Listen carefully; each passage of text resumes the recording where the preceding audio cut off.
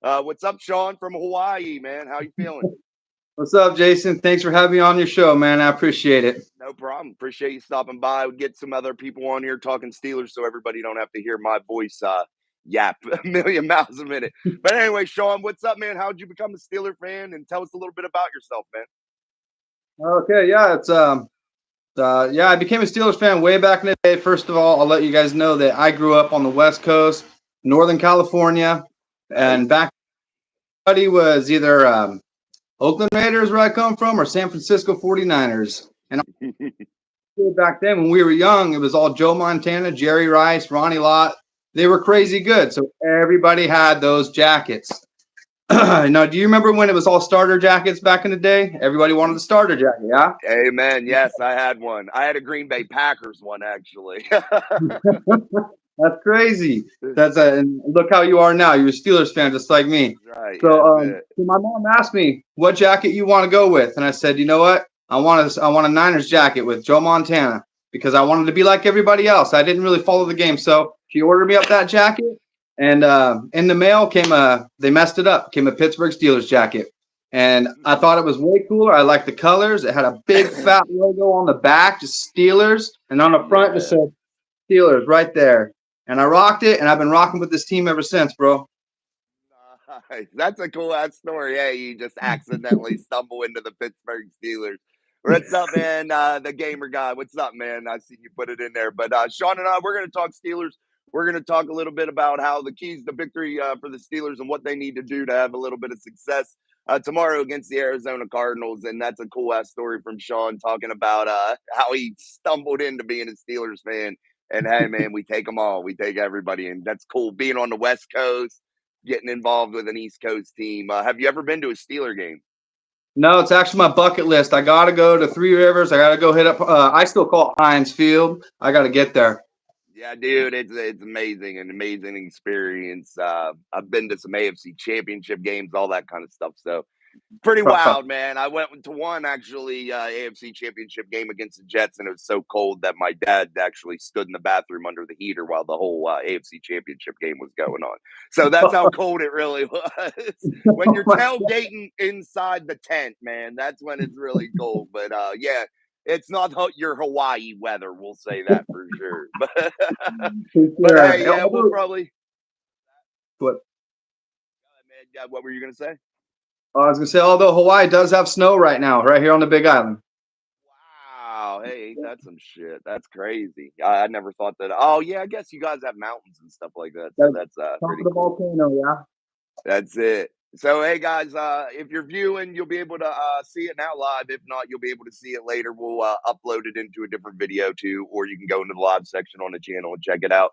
But Sean and I are going to talk a little bit of Steelers and talk a little bit about that Steelers defense. That's what we'll start with first, and what they need to do to be successful against Kyler Murray and the Arizona Cardinals. And you have a banged up, what's his name? Who is that guy? Oh, I forgot his name. Let me get my notes out of here. My fault, guys. Sorry. I was talking. I don't want to tell you people are injured when they're not injured. Oh yeah, Marquise Brown. He had that heel injury, and you also had Troy McBride. That was Trey McBride or Troy McBride. He had that injury also, and that's a big one because he's the tight end and he's a beast, a real beast. So, what do you guys think here, or what do you think here, Sean? What do you think the Steelers? What is their main focus in controlling Kyler Murray? What do you think? Controlling Kyler Murray, man. They just they got to control the edges, which is I know they're going to do. I think Yes, Kyler sir. Murray's going to have a long day on this one. Let's see. Let me check my notes even on Arizona here. I agree. Yeah, I think so too. I think they're going to because have to really control those edges. Kyler's in for a long day. Last week, they allowed 4 sacks on Kyler, and that's not even against our Steelers line, which we know is a lot better and more dominant. With a lot and Highsmith setting the edge, you got Cameron coming back, Minka's coming back. Yep. He's not going to have much time to throw the ball, and he's going to be pressed, and he's going to be thrown out there towards Minka. It's going to be a bad day for Kyler. I agree. And I agree. I think that's the biggest key to victory there is the Steelers have to control those edges. You have to stay in your lanes. You have to be effective on the edges. And the Steelers really got to have that up front, get that push. You have Montravius Adams coming back too. That's a big thing, and I don't know if there's much room for him. What do you think about Keanu Benton? Do you like the way he's playing? Do you think there's room for Montravius Adams to come back into the lineup, or do you think Keanu Benton is going to continue to hold that spot? I think he is earning a lot of time out there. The coaches are really talking highly of him, and what I've been seeing, he's been a dominant force out there. And Me yeah, I too. think that I hope that they get him in there and switch him out, and we can just keep everybody fresh throughout the whole game. If they're I performing good, let them play. I agree, and I think that's the biggest key. What you said there, fresh. Fresh is the thing because these guys need to be rotated in, and that was what we talked about this morning too, with Nick Herbig, Marcus Golden, and all those guys on the outside, setting the edge, being able to come in and give guys like T.J. Watt, Alex Highsmith a break. That's keeping them fresh, and I think people are starting to notice that throughout this season, how fresh they really are. You're not seeing those little chippy injuries that like nag those guys like, oh, this guy got an ankle, this guy got a knee. You're not seeing that as much this year on that defensive front. And yeah, Cam had the groin, but other than that, they've been relatively healthy. I can't really think of any other injury between Cam and or besides Cam and Montravius Adams. Those are really the only two injuries that I remember on the defensive front. So, too, let's keep going with the defense. What do you think about Joey Porter Jr.? Do you think that Marquise Brown could be a challenge to him? Do you think he's too nicked up? What do you think about that matchup? I think Joey Porter Jr. has shown me that he can cover the best. He's already shut down Puka Nakua. He shut down Yes, Jamar sir. Chase.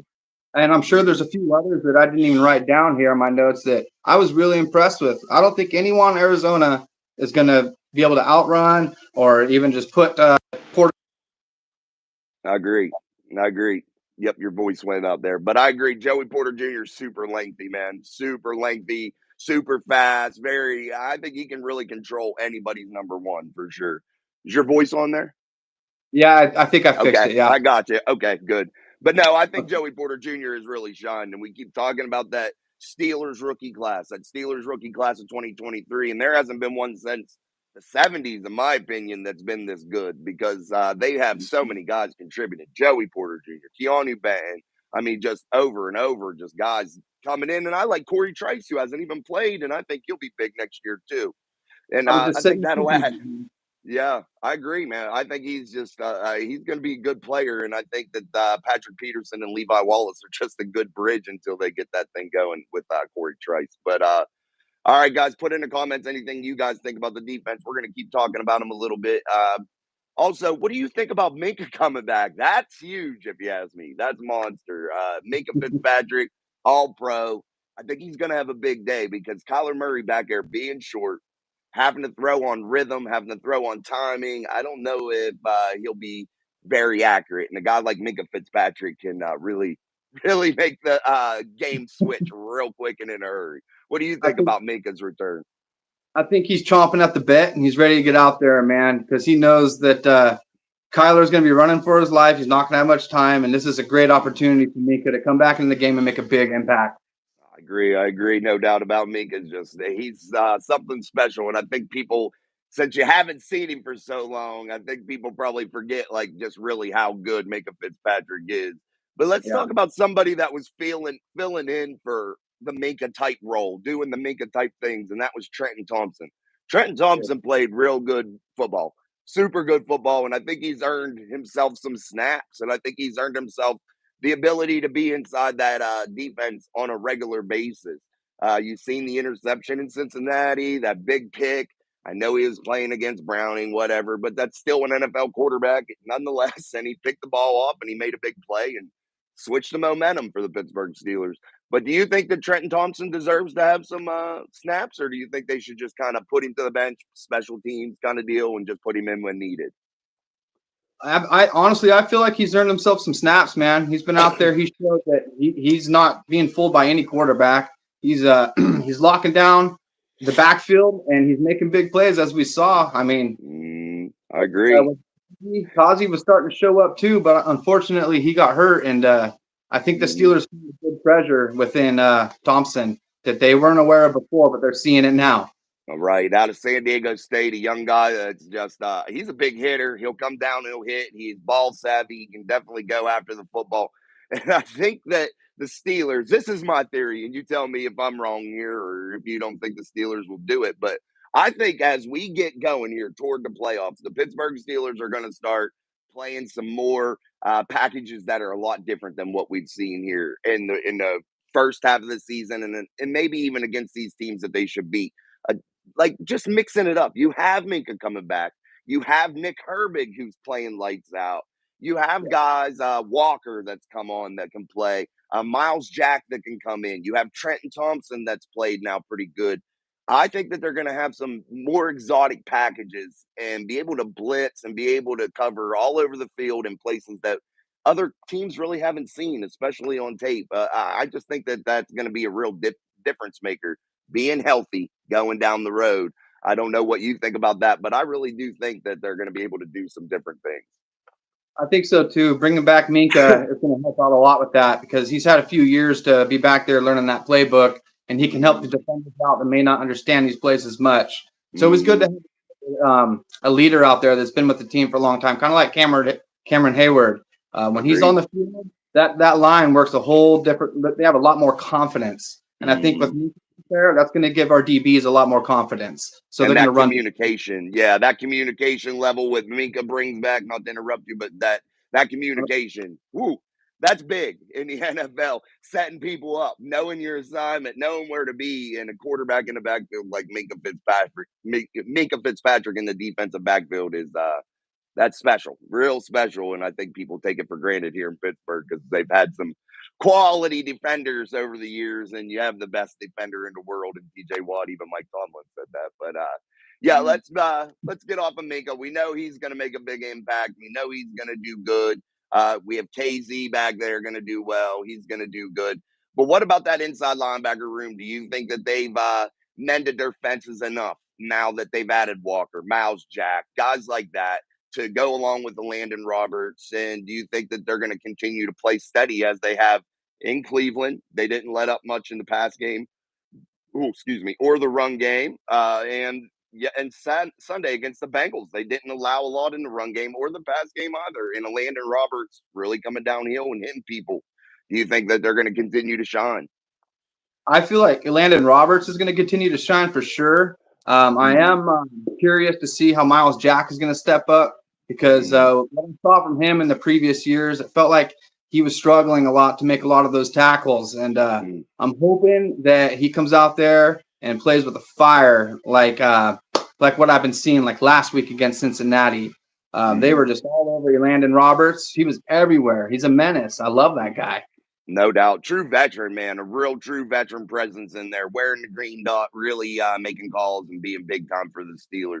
Now, Miles Jack, I will give him this before we get off the inside linebackers. I will give him, he was quite banged up last year, fighting injuries, and it was just him and Devin Bush. They didn't have that depth there.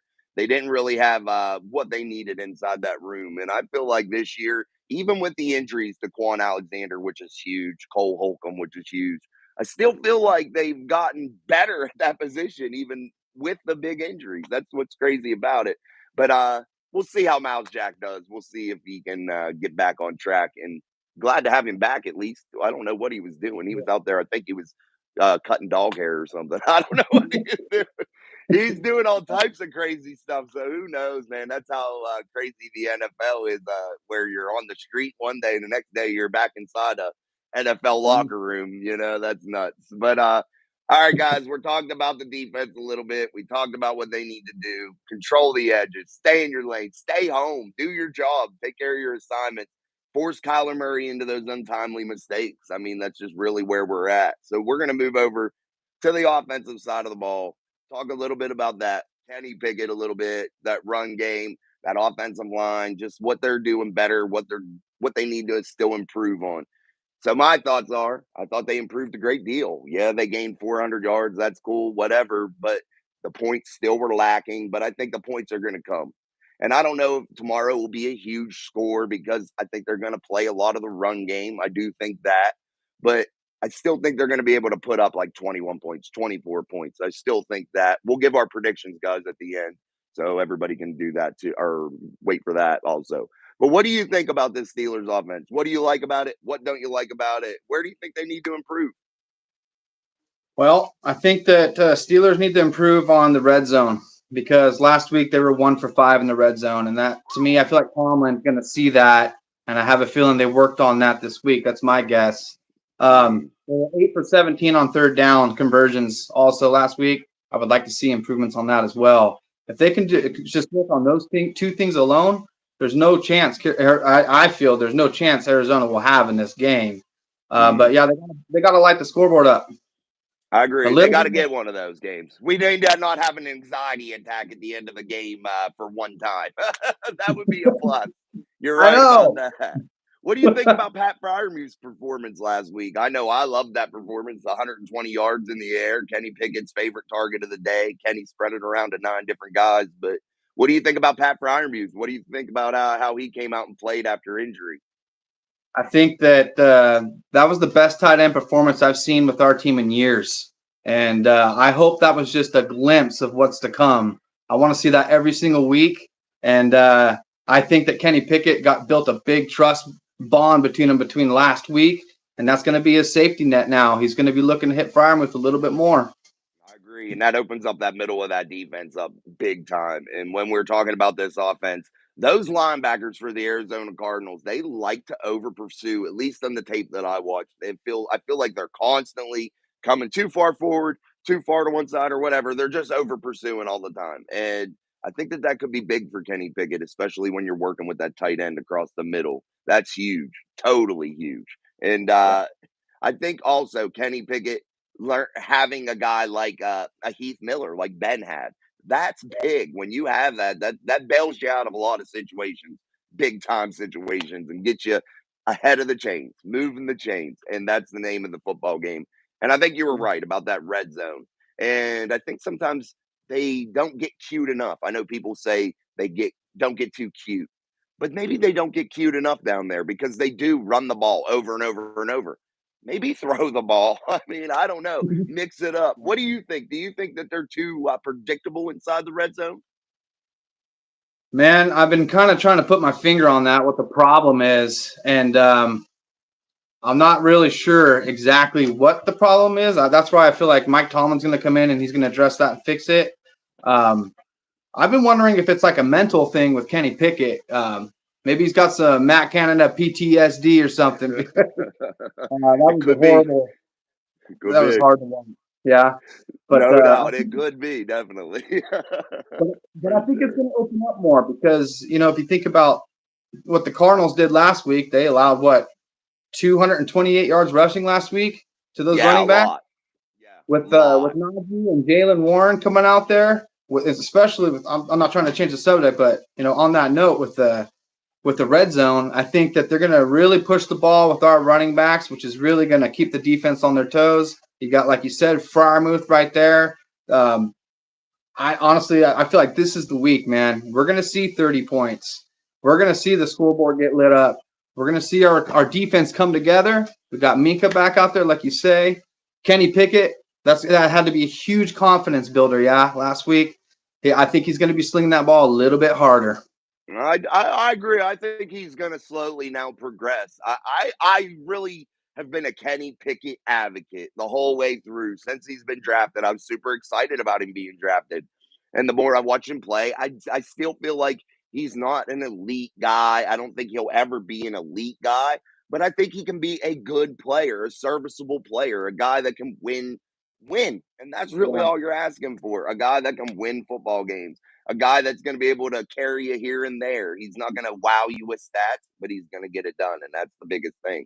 But we were talking about the red zone, talking about that run game, and I feel like Jalen Warren is probably the more suited back for this game, in my opinion. I think Najee Harris has a role, but after watching the Rams last week run all over them, run all over the Cardinals, I think a back like Jalen Warren can really be a difference maker.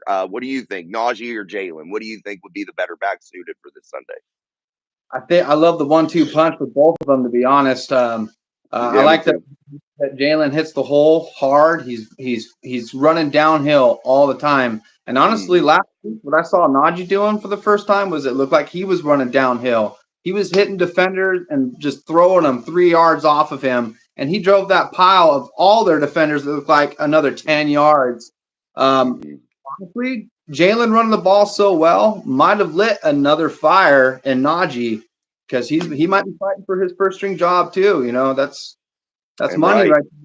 right Yeah. there. Well, you have Najee coming up on the last year of his rookie deal. The Steelers are going to be backed into a corner whether to sign him or not. And is it going to fit in the cap? And that's going to be the big issue for Najee Harris.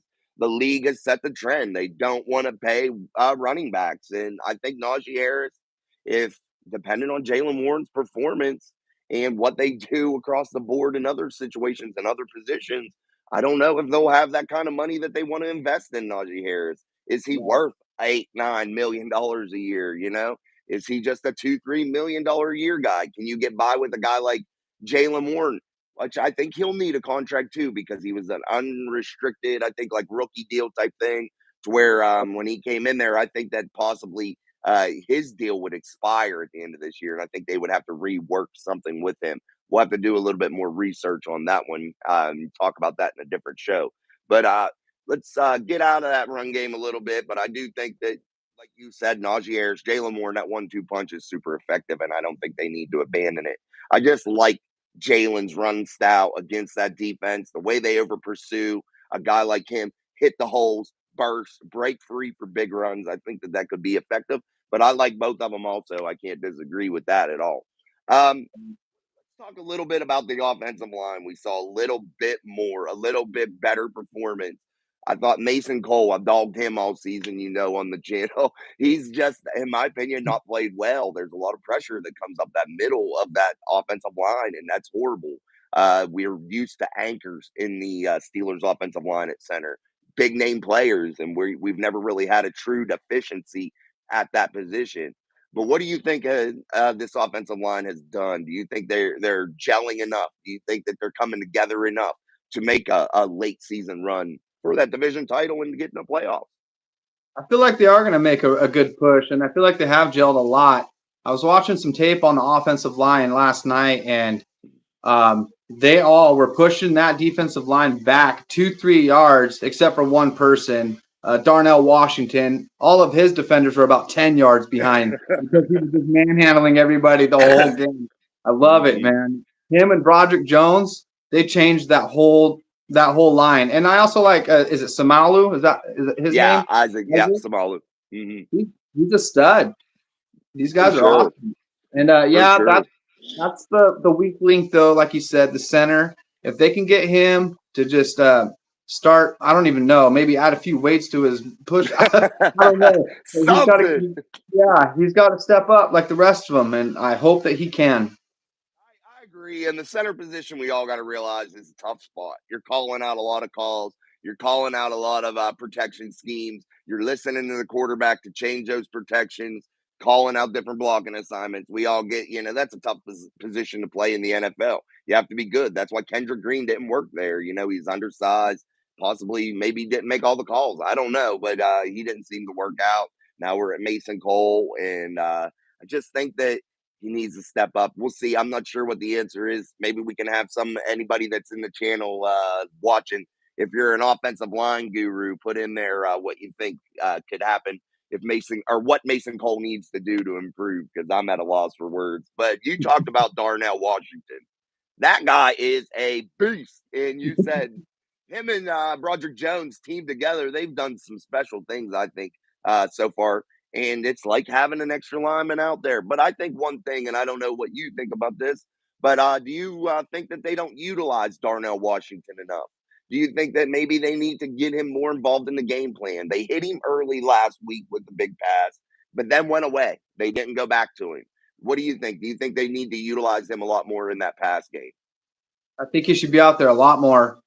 Like I said, he was out there really.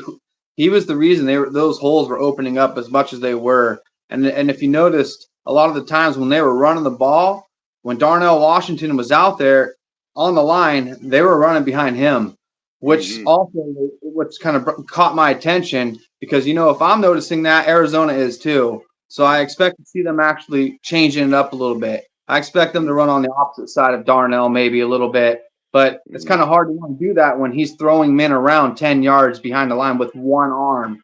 It's Yeah. crazy. You haven't seen anything kind of like that since Mean Joe Green, to where he would just rock people. Reggie White, one-handed throwing people. You haven't seen a man with that strength in a while. It seems like, oh, you got Nick Bosa and those guys that are beasts, but Yeah. Miles Garrett, all those guys. But still, to be on the offensive line and being rocking people the way he is, that's pretty good. But I do like when we were talking about that, utilizing Darnell Washington a little bit more. Use some 2-3 tight end sets, utilize the packages, utilize the people that you have at your disposal. And I think the Steelers do fail in that situation, or in that situation sometimes. I think they could utilize Darnell, Pat, even overloading them all to one side, running a counter away, being Yeah. just different, I think, a little bit. And I just think that they need to get Darnell, Connor Hayward, Pat Fryermuth more and more involved as the season goes on. And I think that that's going to prove to be really, really big. All right, guys, we're talking about the tight ends. We're at the live. If you haven't subscribed, subscribed. If you're viewing, like the video. We will re-upload this for everybody to watch later. Again, this is our first show with Sean, one of our subscribers, coming onto the channel to co-host and talk Steelers. So we're going to keep going with that offensive theme here. And I want to talk about the wide receivers. Deontay Johnson situation. What's your take on that situation and that play that happened Sunday in Cincinnati? Oh boy. It seemed like to me he was feeling a little bit salty because that play that was taken from him. I'm sure he was mad at the coaching staff for not challenging it.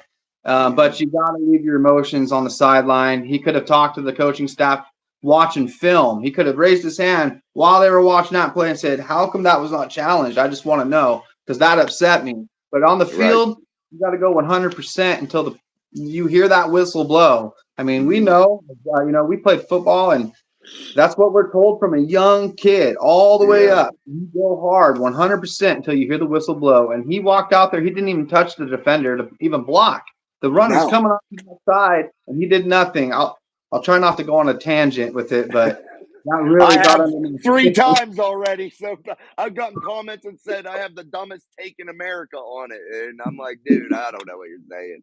But you're Yeah, right. You're right, man. Hey, you got to give effort 1000%. And what my main concern was is you don't block there. You let a free runner at a free defender at the running back, at the quarterback. You could get somebody career ending injury type thing. These guys are big and fast and strong. yeah. You don't let people run free and take a swipe at somebody. You just can't let that happen. That's pretty No, pathetic. And I darn, mean, and his excuse is pretty lame. Let's say I I didn't know. see it. I didn't see it. Okay, whatever, man. That's a lame excuse. Price All right. Tomlin didn't bench him. I thought that he maybe would at least fine him or something. Maybe he did, and we don't even know. We don't know the inner workings inside that building. They're pretty locked tight. It's pretty hard to get accurate information. You have some of these so-called insiders saying that it was Rooney that fired him. Some that said Tomlin fired Matt Canada. So you don't even know who's telling the truth. You don't know what's going on in that building. They're pretty locked up tight. All right, we're running short on time. Let's talk about George Pickens real quick. What do you think is his day is going to look like Sunday? I think he's going to get more targets again, just like last week, maybe even a few more, because obviously he's a force to be reckoned with. I like to see him come across the middle a little bit more because he's I agree. aggressive with that ball. You hardly ever see him catch that ball against his body. He always has his hands out and he's grabbing Mhm. that out of the And air, that so the defenders can't even get to it. right, and that's big. That's big for a wide receiver not to always allow it to come into your body. But we are running out of time here. We got about a minute left. Let's get our score predictions, guys. Sorry, we're running short on time. It only lets me go a half hour. So we've been about 28 minutes. All right, Sean, what's your score prediction for the Cardinals Steelers this Sunday? This is the game I think Pittsburgh scores 30, maybe even more. So I'm going to say 31 for the Steelers, Arizona 13. Oh, all right. Sean says 31, 31-13. I'm going to go a little bit less. I'm going to go 24-10 Pittsburgh in a hard fought matchup. And I think the Steelers will have nail biting moments at times, like usual, but I think they will pull away, like Sean said. And let's cross our fingers. I hope they get to that 30 spot. All right, everybody. We are literally like 30 seconds from it cutting us off. So I'm going to wrap it up. Thanks to Sean for coming on. We're going to bring him on a little bit more and keep having these shows where we have some more discussion. It's a lot more fun to do it this way. And we'll come out with something else here later in the week or tomorrow. So until next time, this is Mike Drop Sports, and we're out. Peace.